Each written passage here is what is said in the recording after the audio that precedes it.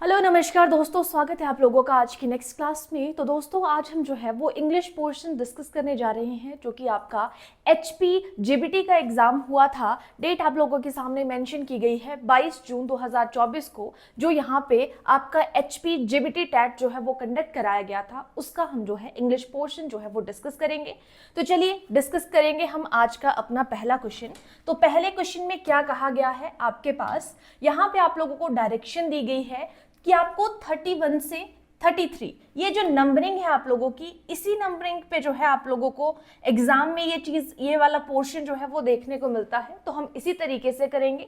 इससे पहले मैंने आप लोगों के साथ जो है वो साइकोलॉजी के क्वेश्चंस भी जो है वो डिस्कस किए थे, ठीक है। तो यहाँ पे हमारा आज का पहला क्वेश्चन है, जिसमें आप लोगों को सिनोनिम बताने के लिए कहा गया है कि आप लोगों को करेक्ट सिनोनिम बताना है। सिनोनिम का मतलब क्या है कि आपके पास सिमिलर मीनिंग आपको देना है किसी चीज का। तो आपके पास पहला क्वेश्चन में यहाँ पे वर्ड दिया हुआ है इग्नोमिनियस है आपके पास। इग्नोमिनियस में जो है इसका सेम मीनिंग क्या होगा, डिसग्रेसफुल होगा, रिस्पेक्टफुल होगा, ऑनरेबल होगा या वेल्दी होगा। तो हमारे पास यहाँ पर जो करेक्ट आंसर होगा वो होगा डिसग्रेसफुल। ऑप्शन नंबर ए यहाँ पर करेक्ट आंसर हो जाएगा। हर एक चीज की एक्सप्लेनेशन आप लोगों को दी हुई है। जो आपका इग्नोमिनस है इसका मतलब होता है आपके पास शेमफुल, और यहाँ पे इसी का एक और क्या हो सकता है, डिसग्रेसफुल, यानी कि जहां पर जो है वो क्या है, जो शर्म से भरपूर है, उसको हम क्या कहेंगे, शेमफुल और डिसग्रेसफुल बोलेंगे। तो ये हमारे पास जो है यहाँ पर इस चीज का सिनोनिम आ जाएगा। अब है हमारे पास नेक्स्ट क्वेश्चन। अगेन आप लोगों को डायरेक्शन मैंने वहां पे बताई थी कि आपको इसमें भी जो है वो सिनोनिम बताना है। और सिनोनिम का मतलब क्या है, जो सिमिलर मीनिंग आपके पास देता है। तो वर्ड क्या है आपके पास, कैटास्ट्रॉफिक है। तो कैटास्ट्रॉफिक का सिनोनिम जो है वो क्या होगा, तो यहाँ पे आपके पास ऑप्शन है ह्यूज है, डिवास्टेटिंग है, कलेक्टिंग है और सिग्निफिकेंट है। तो यहाँ पर करेक्ट आंसर क्या होगा, सिनोनिम। तो कैटास्ट्रॉफिक का मतलब है आपके पास यहाँ पर डिवास्टेटिंग जो है आपके पास करेक्ट आंसर हो जाएगा ऑप्शन नंबर बी। अब हर एक चीज की एक्सप्लेनेशन, जैसे कि मैंने कहा कोई भी क्वेश्चन है आपको बिना एक्सप्लेनेशन के यहाँ पे जो है वो नहीं दिखेगा। तो यहाँ पे देखिए कि अगर हम मीनिंग के बारे में बात करें, सिनोनिम के बारे में बात कर रहे हैं ना, तो जो आपके पास ऑप्शन है उसके अलावा भी आप लोगों को यहाँ पे उसका मीनिंग जो है कि वो वर्ड अपने आप में क्या मीनिंग रखता है वो दिया हुआ है, ताकि आपको सिनोनिम को देखने में आसानी हो। तो जो यहाँ पे कैटास्ट्रॉफिक की हम बात कर रहे थे उसका मतलब क्या था, कॉजिंग ग्रेट डैमेज, यानी कि जो है वो ग्रेट डैमेज कॉज करता है। और जो डिजास्टर होता है वो भी इसी का सिनोनिम है, यानी कि डिजास्टर भी बोल सकते हैं, जिसमें क्या होता है बहुत ज्यादा नुकसान हुआ होता है, डैमेज हुआ होता है, उसको कहते हैं हम कैटास्ट्रॉफिक, ठीक है। तो इसका सिनोनिम और क्या हो सकता है, जिसमें हमने क्या कहा, डिवास्टेटिंग जो है ये भी हमारे पास क्या है, इसको भी हम डिजास्टर ही बोल सकते हैं। तो एक डिजास्टर हो गया, एक डिवास्टेटिंग हो गया और एक कैटास्ट्रॉफिक हो गया। तो ये कैटास्ट्रॉफिक, ये सारे क्या हैं हमारे पास यहाँ पर सिनोनिम आते हैं। अगेन आगे देखेंगे, यहां पर भी आपसे सिनोनिम पूछा हुआ है और वर्ड है आपके पास सस्टेनेबल। सस्टेनेबल जैसे हम बोलते हैं ना, ये सस्टेनेबल चीजें हैं, है ना। तो सस्टेनेबल का मतलब क्या होता है, इको फ्रेंडली है, हैजार्डस है, पोल्यूटेड है या अवेलेबल है। करेक्ट आंसर यहाँ पर क्या हो जाएगा, जो इको फ्रेंडली होती है, एनवायरमेंट फ्रेंडली होती हैं, उनको हम क्या कहते हैं, सस्टेनेबल, यानी कि जो लॉन्ग टाइम तक चलती हैं उसे हम कह रहे हैं। तो यहां पे आप देखोगे कि जो सस्टेनेबल है relates to practices that do not harm the environment. ऐसी चीजें जो कि एनवायरमेंट को हार्म नहीं करती हैं, जैसे कि हम उसको क्या बोल सकते हैं, इको फ्रेंडली बोल सकते हैं, एनवायरमेंट फ्रेंडली बोल सकते हैं, ठीक है। अब है हमारे पास next question, choose the correct preposition आपको बतानी है टू मेक द सेंटेंस, जो यहाँ पे सेंटेंस में यूज हो रही है। क्वेश्चन है आपके पास, they came dash a taxi, they came by taxi होगा, by a taxi होगा या with a taxi होगा, to a taxi होगा या in a taxi होगा।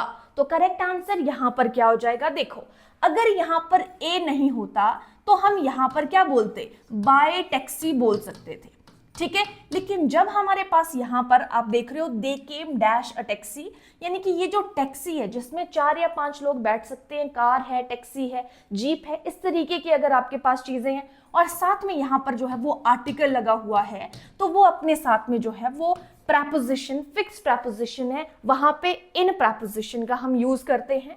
तो हमारा ऑप्शन नंबर डी जो है वो करेक्ट हो जाएगा।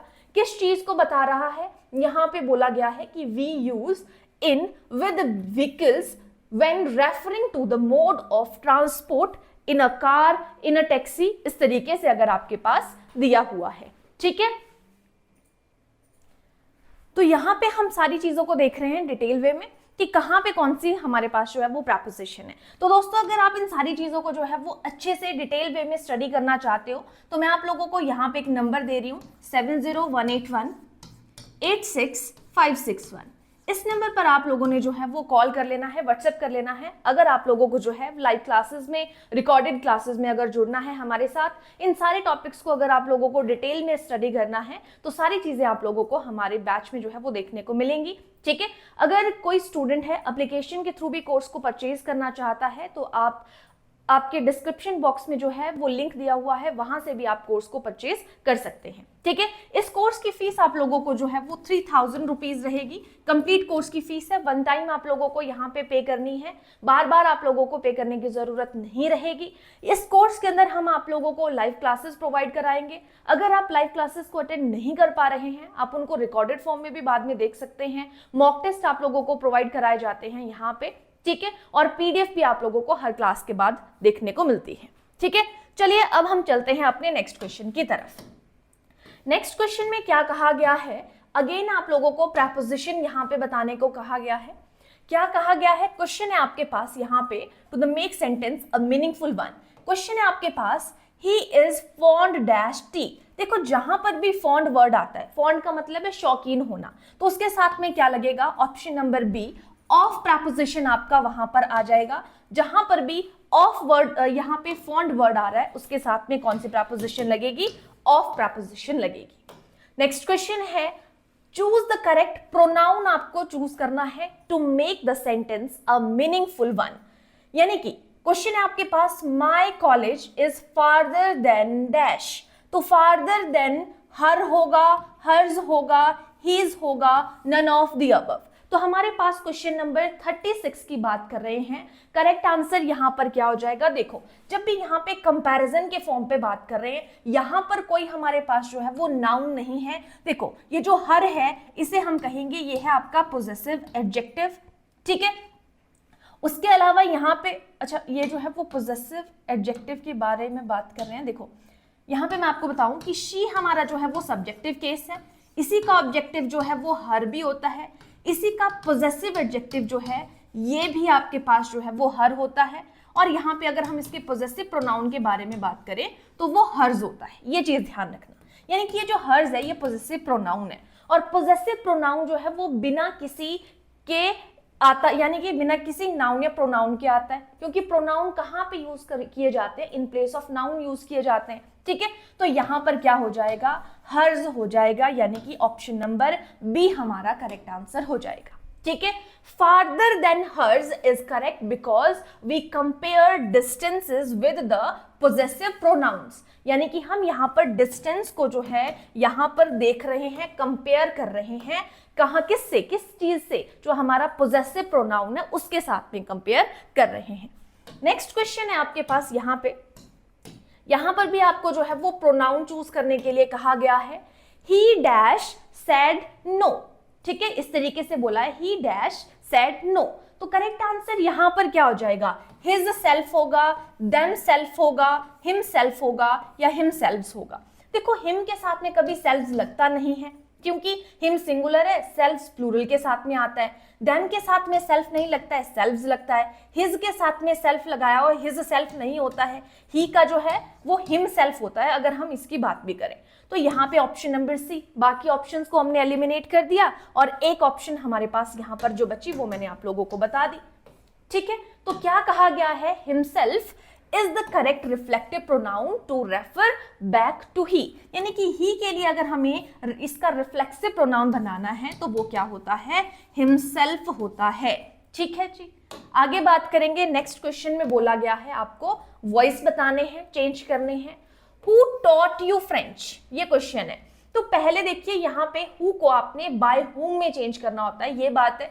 तो यहाँ पर बाय हुम नहीं है, इन 3 ऑप्शंस में आपको बाय हुम दिया हुआ है, सिर्फ यहाँ से हम आइडेंटिफाई करेंगे। बाकी अगर आपको डीप डाउन जाके सारी चीजों को पढ़ना है, आप कोर्स को परचेज कर सकते हो। मैंने आप लोगों को नंबर जो है और लिंक आप लोगों को बता दिया, आप लोगों को डिस्क्रिप्शन पे मिल जाएगा। ठीक है, तो यहाँ पे दूसरी चीज आपने आइडेंटिफाई करनी है, टॉट लगा है, टीच टॉट, टॉट होता है, यहाँ पे वर्ब की सेकंड फॉर्म है, वर्ब की सेकंड फॉर्म है, दैट मीन्स ये पास्ट का इंडेफिनिट है।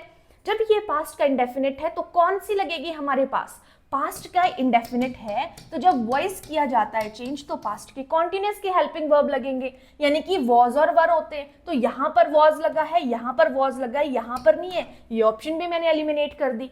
वर्ब की थर्ड फॉर्म की बात करते हैं, जब भी आता है सब्जेक्ट का ऑब्जेक्ट बनाते हैं, ऑब्जेक्ट का सब्जेक्ट बनाते हैं, वर्ब की हमेशा थर्ड फॉर्म लगाते हैं हम, है ना। तो यहाँ पे टॉट लगा है, यहाँ पे टॉट लगा है, ये भी बिल्कुल सही है। ठीक है, तो by whom French was taught to you, या by whom was French taught to you.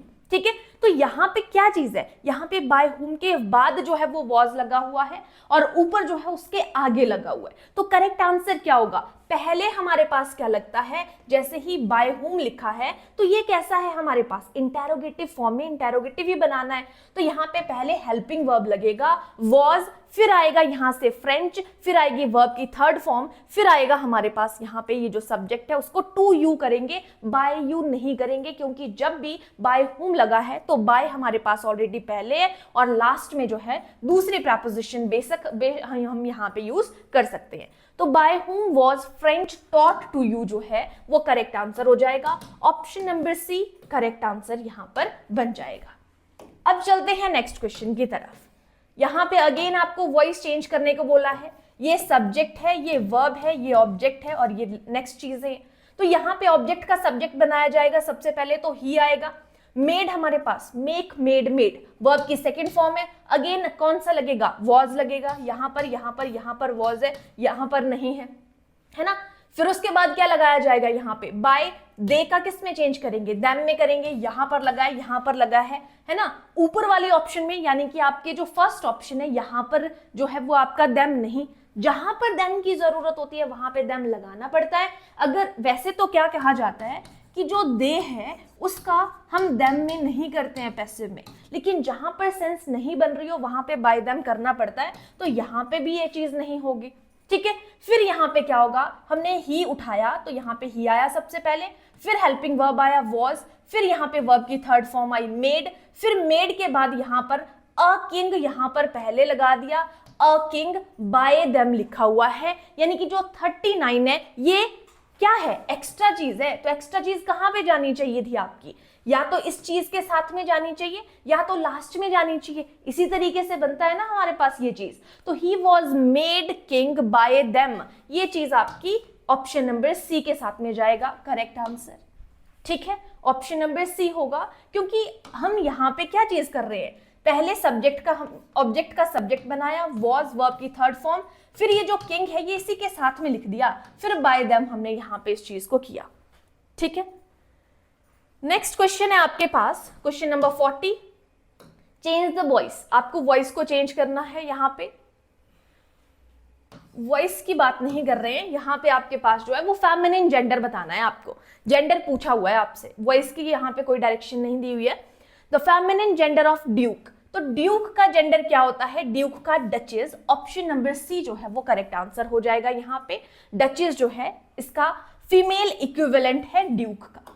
ठीक है, नेक्स्ट है आपके पास होल का एडजेक्टिव पूछा गया है कि होल का एडजेक्टिव क्या होता है। एडजेक्टिव का मतलब है विशेषण की हम बात कर रहे हैं, तो होल का होलसम होगा, होली होगा, कंप्लीट होगा या ऑल होगा। तो करेक्ट आंसर हो जाएगा हमारा ऑप्शन नंबर ए जो है यहाँ पर करेक्ट आंसर बनेगा।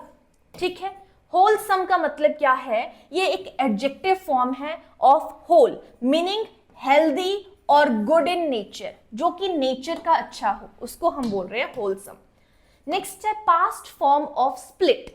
जो स्प्लिट है उसकी पास्ट फॉर्म यहाँ पे पूछी है, तो यहाँ पे स्प्लिट की पास्ट फॉर्म क्या होगी? स्प्लिट होगी, स्पेट होगी, स्पॉट होगी या स्पाट होगी। तो करेक्ट आंसर हो जाएगा option number D, split spot spot होगी। ऑप्शन नंबर डी हमारा जो है वो करेक्ट आंसर हो जाएगा।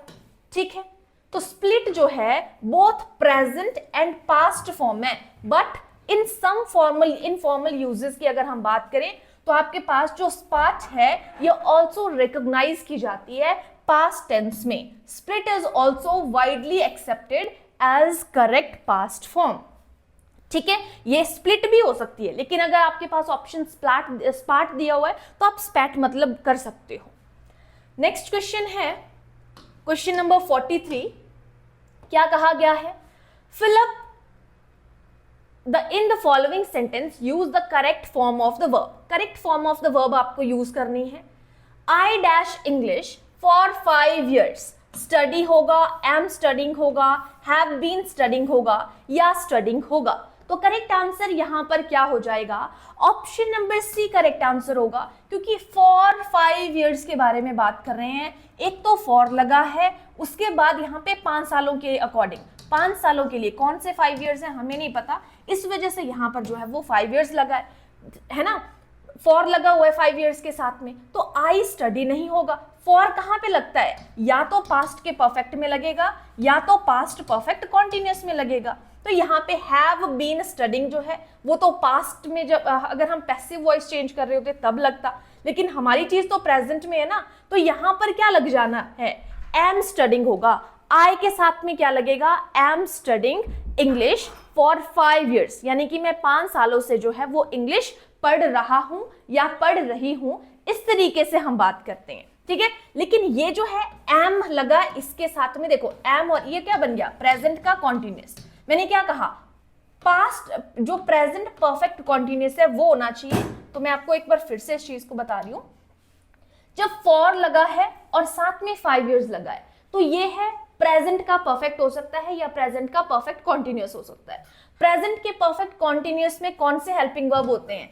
इज एम आर होते हैं या हैज हैव होते हैं? हैज हैव होते हैं, फिर इसके साथ में जो है वो वर्ब की फर्स्ट फॉर्म के साथ आईएनजी लगता है। इस करके हमारा जो है वो ऑप्शन नंबर सी यहाँ पर करेक्ट आंसर हो जाएगा। डिटेल आप लोगों के सामने यहाँ पे दी हुई है। नेक्स्ट क्वेश्चन है the earth dash around the sun. तो मूव होगा, मूव्स होगा, मूव्ड होगा, मूविंग होगा। तो अर्थ यहां पर सिंगुलर है, तो सिंगुलर के साथ में सिंगुलर वर्ब लगाएंगे। Option number B correct answer हो जाएगा, यानी कि मूव्स हमारा यहां पर बनेगा। और हैबिचुअल एक्शन है, यूनिवर्सल ट्रुथ है, प्रेजेंट के इंडेफिनिट का हम यहां पे यूज करते हैं। नेक्स्ट क्वेश्चन है आपके पास, करेक्टली स्पेल्ड वर्ड आपको बताना है। ग्रीवेंसेस का बोला हुआ है, तो इनमें से कौन सी हमारे पास जो है वो करेक्ट स्पेलिंग है? तो यहां पर जो करेक्ट स्पेलिंग है वो हमारा ऑप्शन नंबर सी यहां पर करेक्ट स्पेलिंग है। स्पेलिंग आप लोगों को यहां पे दी हुई है। ग्रीवेंसेस की करेक्ट स्पेलिंग ये रही। ठीक है, ग्रीवेंस क्या है? Correct spelling of the complaints और रॉन्ग्स। ठीक है, आगे देखेंगे। अगेन यहां पर भी आपको जो है स्पेलिंग ही पूछा है। एवियंस आपके पास वर्ड दिया हुआ है, तो एवियंस की करेक्ट स्पेलिंग क्या होती है? तो ये रहा आप लोगों के सामने ऑप्शन नंबर सी, यानी कि ये रही आपकी स्पेलिंग। ये जो है हमारा करेक्ट यहां पर हो जाएगा। तो एवियंस का मतलब क्या है? जो टेम्परेरी होता है, बोलते हैं ना ये बिल्कुल ही टेम्परेरी सी चीज है, परमानेंट नहीं है, फिक्स नहीं होती है। तो टेम्परेरी सस्पेंशन को हम क्या कहेंगे? अवेंस कहेंगे। जो थोड़ी मतलब टेम्परेरी सा किसी को सस्पेंड किया है उसको हम क्या कह रहे हैं? एवेंस कहेंगे। अगेन आपसे यहां पर जो है एस्ट्रोनॉट की पूछी है कि एस्ट्रोनॉट की करेक्ट स्पेलिंग क्या होगी? तो करेक्ट आंसर हो जाएगा ऑप्शन नंबर डी, एस्ट्रोनॉट की स्पेलिंग ये रही आपके पास। और एस्ट्रोनॉट आपको पता है, person who travels in space, ऐसा व्यक्ति जो कि स्पेस में ट्रेवल करता है उसको हम क्या बोलेंगे? एस्ट्रोनॉट बोलेंगे। नेक्स्ट क्वेश्चन है आपके पास क्वेश्चन नंबर 48। यहां पे क्या कहा गया है देखेंगे, choose the most suitable model from the given choices for blank spaces. यहां पे आपको मॉडल चूज करना है। I dash swim across the river. I would swim होगा, आई कैन स्विम होगा, आई शुड स्विम होगा या आई मे स्विम होगा? तो करेक्ट आंसर यहां पर क्या हो जाएगा? क्वेश्चन नंबर 48 की हम यहां पे बात कर रहे हैं। तो यानी कि मैं जो है वो रिवर के आर पार बोला जा रहा है, मैं रिवर में या रिवर के आर पार जो है वो तैर सकता हूं। तो यहां पे क्या होगा? I can swim across the river. इस तरीके से option number B correct answer होगा। नेक्स्ट क्वेश्चन है, अगेन आपको यहां पे मॉडल ही बताना है। I felt it dash rain. I felt it can rain. I felt it may rain. I felt it might rain. या I felt it need rain. मे का मतलब होता है पॉसिबिलिटी के लिए, जहां पे स्ट्रॉन्ग पॉसिबिलिटी है। माइट यूज होता है जहां पर जो है वो लेस पॉसिबिलिटी है उसके लिए। तो यहाँ पे मुझे फील हो रहा है कि हो सकती है, तो मुझे कम संभावना है, यहाँ पे क्या हो जाएगा? माइट हो जाएगा। Option number C correct answer होगा। पॉसिबिलिटी जहां पे पास्ट में है, फ्यूचर में है, वहां के लिए हम जो है क्या यूज कर सकते हैं? माइट यूज कर सकते हैं, और कम संभावना वाली है। लेकिन नेक्स्ट क्वेश्चन है, a dash of cattle is passing. A fleet of cattle होगा, अ ग्रुप ऑफ कैटल होगा, अ हर्ड ऑफ कैटल होगा या क्राउड ऑफ कैटल? तो यानी कि जो कैटल है यानी कि मवेशी है, जिसमें हम बोलते हैं बकरियां होगी, भेड़ बकरियां यानी कि, तो उनके ग्रुप को क्या कहा जाता है? कलेक्टिव नाउन पूछा है, तो करेक्ट आंसर हो जाएगा heard. Option number C correct answer हो जाएगा। ठीक है, ऑप्शन नंबर सी हर्ड जो है एलिफेंट के लिए भी यूज किया जाता है, कैटल के लिए भी यूज किया जाता है। नेक्स्ट क्वेश्चन है, अ डैश ऑफ पीपल। लोगों के समूह को क्या कहते हैं? अ क्राउड कहते हैं, फ्लीट कहते हैं, आर्मी कहते हैं, हर्ड कहते हैं। तो लोगों की भीड़ होती है उसे क्या कहेंगे? क्राउड कहेंगे। Option number A correct answer हो जाएगा। किसके लिए? पीपल के लिए, लोगों के लिए हम क्या यूज करते हैं? क्राउड वर्ड का यूज करते हैं। नेक्स्ट है शीप। तो शीप का प्लूरल पूछा है, तो शीप का प्लूरल हमेशा शीप ही रहता है, इसके साथ एस या ई एस नहीं लगता है। तो ऑप्शन नंबर सी हमारे पास जो है वो करेक्ट आंसर हो जाएगा। शीप का प्लूरल शीप ही है, सिंगुलर और प्लूरल इसकी सेम फॉर्म्स होती हैं। नेक्स्ट क्वेश्चन है, एनालिसिस है, इसका प्लूरल बताना है। तो इसका जो यहाँ पे ये जो मिडिल लेटर ऑफ वॉबल है ये चेंज हो जाता है, यहाँ पे आई की जगह ई हो जाएगा। एनालिसिस ये वाला जो है आपका option number C correct answer हो जाएगा। मैं यहाँ पे आपको बता देती हूँ इसी तरीके से, एनालिसिस इस तरीके से बनेगा ये, है ना। यहाँ पे एस जो है वो गायब है, तो ये ऑप्शन नंबर सी के साथ में जो है, अच्छा यहाँ पे डी ऑप्शन भी है आपके पास, नन ऑफ दीज। यहाँ पे एस मिसिंग है ना बीच में, तो इस आंसर को रहने देते हैं हम। यहाँ पे नन ऑफ दीज के साथ में जाएंगे क्योंकि एस मिसिंग है यहाँ पे, जो मैंने आपको स्पेलिंग यहाँ पे बताई हुई है। नेक्स्ट क्वेश्चन है आपके पास, थ्रेटनिंग की एडवर्ब फॉर्म पूछी है कि थ्रेटनिंग का एडवर्ब क्या हो जाएगा। ऑप्शन है आपके पास यहाँ पर, थ्रेटेंड है, थ्रेटन्स है, थ्रेटिंगली है या थ्रेट है। तो जब भी एडवर्ब होता है ना, मोस्ट ऑफ द केसेस में हम देखते हैं कि एल वाई जहां पर लगता है वो एडवर्ब बनाता है। तो ऑप्शन नंबर सी, थ्रेटन का थ्रेटनिंगली, थ्रेटिंग क्या बोला था यहाँ पे, वर्ड था आपके पास थ्रेटनिंग, तो थ्रेटनिंग का क्या हो जाएगा? थ्रेटनिंगली हो जाएगा। Option number C correct answer हो जाएगा, एडजेक्टिव फॉर्म इसकी। ठीक है, नेक्स्ट क्वेश्चन है इंडिग्नेंट। तो जो इंडिग्नेंट है इसका एडवर्ब पूछा है। ऑप्शन है आपके पास, इंडिग्नेंटली है, इंडिग्नेंट है, इंडिग्नेटेड है या इंडिजेंस है। तो करेक्ट आंसर, अभी हमने एडवर्ब के बारे में बात की, तो जिसमें एल वाई लग रहा है, इंडिग्नेंटली आपका जो है वो करेक्ट आंसर होगा। ऑप्शन नंबर ए जो है वो करेक्ट आंसर यहां पर हो जाएगा। ठीक है, अब चलते हैं नेक्स्ट क्वेश्चन की तरफ। नेक्स्ट क्वेश्चन है आपके पास, fill in the blank with appropriate word. Copper is dash useful metal. Copper जो है एक useful metal है, an होगा, a होगा, the होगा, none of the above। तो कॉपर एक यूजफुल मेटल है। ऑप्शन नंबर बी जो है वो करेक्ट आंसर हो जाएगा। ए हमारा जो है यहाँ पर आर्टिकल यूज हो जाएगा। ठीक है, और ए कहाँ पे लगता है? जो भी आपके व्यंजन है, हिंदी में देखना है, जो व्यंजन है उनसे पहले आपने लगा देना है ए, और अगर स्वर आ जाए तो उनसे पहले लगा देना है एन। नेक्स्ट है लुक डैश यू लीप। तो look as well as you leap, look और you leap, look before you leap और लुक आफ्टर यू लीप। तो करेक्ट आंसर यहां पर क्या हो जाएगा? Option number C correct answer हो जाएगा। Look before you leap, option number C correct answer बन जाएगा यहां पे। अब है हमारा नेक्स्ट क्वेश्चन, क्या कहा गया है यहाँ पे, करेक्ट फेमिनिन जेंडर बताना है आपको। बैचलर का फेमिनिन क्या होता है, बैचलर का बैचलरेट होगा, अनमैरिड होगा, मैरिड होगा, बैचलर होगा। फेमिनिन जेंडर आपसे यहाँ पे पूछा है, तो बैचलर का क्या होगा, बैचलरेट होगा। Option number D correct answer हो जाएगा। ठीक है, तो बैचलरेट जो है वो क्या है, feminine equivalent of a bachelor word हो जाएगा। और आज का सेकंड लास्ट क्वेश्चन है अब हमारे पास। यहां पे आपको नरेशन चेंज करने के लिए बोला है, he said to me what are you doing. तो इसको किस तरीके से सॉल्व किया जाता है, कॉमा इन्वर्टेड कॉमा को हटाने के लिए अगर यहां पर क्या लगा हुआ है, इंटेरोगेटिव सेंटेंस है, तो इंटेरोगेटिव सेंटेंसेस में हम क्या लगाते हैं, या तो इफ का यूज करते हैं या तो वेदर का। लेकिन यहाँ वट लगा है, तो अगर वट लगा है तो यहाँ पे कुछ में नहीं आएगा, ना इफ आएगा ना वेदर। अगर वट नहीं होता, सिर्फ आर होता, तो हम यहाँ पे इफ और वेदर का यूज कर सकते थे। ठीक है, तो सेड टू का चेंज किस में किया जाता है, यहाँ पे आस्क्ड में चेंज किया जाता है। सेड की ऑप्शन तो यहाँ से जो है वो एलिमिनेट हो जाती है। ठीक है, तो यहाँ पे क्या हो गया, ही सेड टू को आस्क्ड में चेंज किया, दोनों जगह पे है। फिर यहाँ पे मी आना चाहिए, वट तो नहीं आना चाहिए, तो option number A correct answer है। बाकी सारी चीजें देखने की हमें जरूरत ही नहीं पड़ी। डीप जाके अगर आपको हर एक चीज को देखना है कि कहाँ पे किस तरीके से चेंज करना है, तो आपको मैंने कहा कि आप लोगों को नंबर दिया हुआ था, उस नंबर के थ्रू आप कोर्स को ज्वाइन करिए और वहां से आप सारी चीजों को अच्छे से पढ़ सकते हैं। नेक्स्ट क्वेश्चन है, ही शाउटेड लेट मी गो। तो यहाँ पे क्वेश्चन है, अगेन आपको नरेशन बोला है, डायरेक्ट स्पीच से इनडायरेक्ट स्पीच में आपको चेंज करना है। तो ही शाउटेड लेट मी गो ये क्वेश्चन है, तो यहाँ पे किस तरीके से चेंज करेंगे। तो क्वेश्चन में आपको बोला हुआ है लेट मी गो, तो यहाँ पे किसको, जो लेट है, लेट एक तो हमारे इसके बाद क्या लगा हुआ है, ऑब्जेक्टिव केस। तो लेट मी गो जब आपके पास चीज है, तो इसको किस में चेंज करते हैं, जब हमें यहाँ पे कोई ना कोई हमें प्रोनाउन चाहिए होता है, तो वहां पे देम का यूज किया जाता है। तो देम यहाँ भी है, यहाँ भी है, यहाँ भी है। तो ही शाउटेड लेट मी गो जब आपके पास है, तो ही शाउटेड टू होगा, ही शाउटेड एट होगा, ही शाउटेड ऑन होगा। तो करेक्ट आंसर क्या होगा, यहाँ पे जब भी इंपेरेटिव सेंटेंस है, तो इंपेरेटिव सेंटेंस में टू का यूज किया जाता है। तो he shouted to them, to again क्या लगेगा, टू प्रेपोजिशन।